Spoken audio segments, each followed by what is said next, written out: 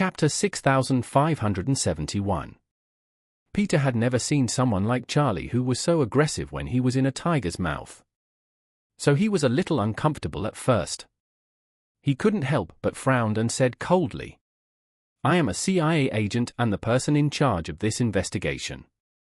Since you are in our car, you must obey our arrangements.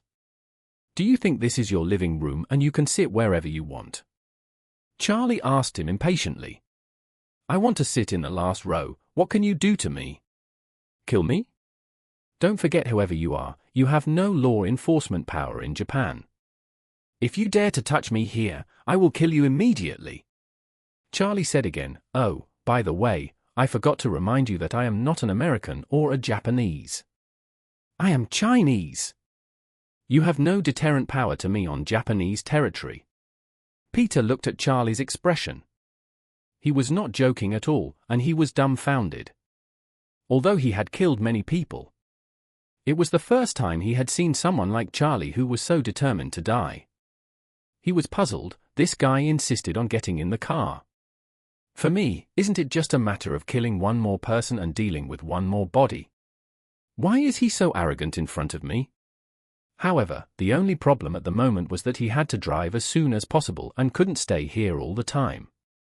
If he really quarreled with Charlie here, the whole operation would be affected. So, he could only suppress his anger and said to Charlie, "Okay. If you want to sit in the last row, go ahead." Charlie curled his lips at him and muttered, "Just an fucking agent. What are you proud of? Don't you still have to admit your weakness?" Charlie deliberately let Peter hear his mumbling, which immediately made the other party so angry that he wanted to curse. But considering the overall situation, he still held back and didn't get angry. Then he picked up the walkie-talkie and said, "Contact the car of the Ministry of Foreign Affairs in front, and ask them to send 2 staff members to our car." Charlie claimed to be a bodyguard. Peter didn't know his strength, so he decided to find 2 ninjas to come just in case. Charlie ignored him and walked back. When passing the second row, Tawana, who looked surprised, couldn't help but question him. "What are you doing? What does this have to do with you?" Charlie said calmly, "It's not your car. What do you care about it?" This sentence choked Tawana. Yes, after all, even she was sitting in someone else's car. And Charlie was willing to get in and join in the fun. So she really had no right to care about him. So, she thought of the only breakthrough and said coldly, "Okay, I can't control you if you get in the car. But I want to ask you, who gave you the right to pretend to be my bodyguard?"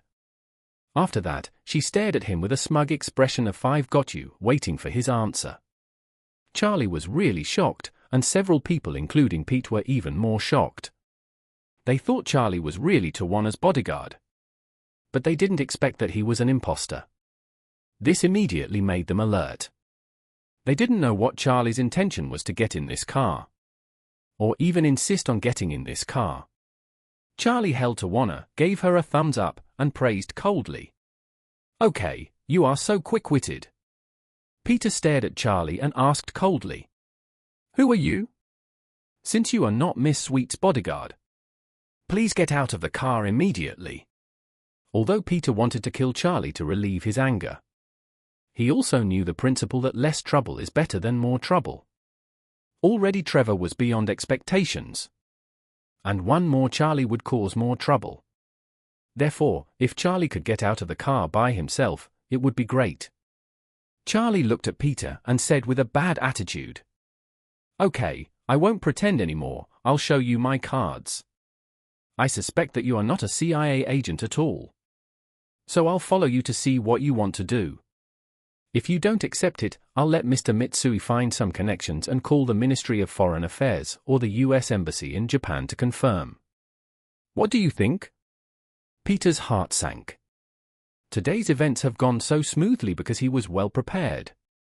And a large number of forged documents and certificates could be mistaken for the real thing. Moreover, his reasons were well made, taking advantage of things that everyone knew but did not know. so that everyone felt that it was reasonable for the CIA to investigate Tawana at this time. However, if Mitsui Yoshitoka had a little more insight and called the Japanese Ministry of Foreign Affairs to verify it, he would soon realize that all this was just a scam.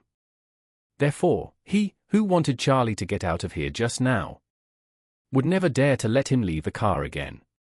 So, he pretended to be disdainful and said, "I have shown all the certificates and documents. If you still feel uneasy, you will understand everything when you arrive at the embassy and meet the ambassador." As he said that, he looked at the time and said with a serious expression, "We can't delay any longer. Washington is still waiting. Let's go first. We'll talk about it when we get to the embassy."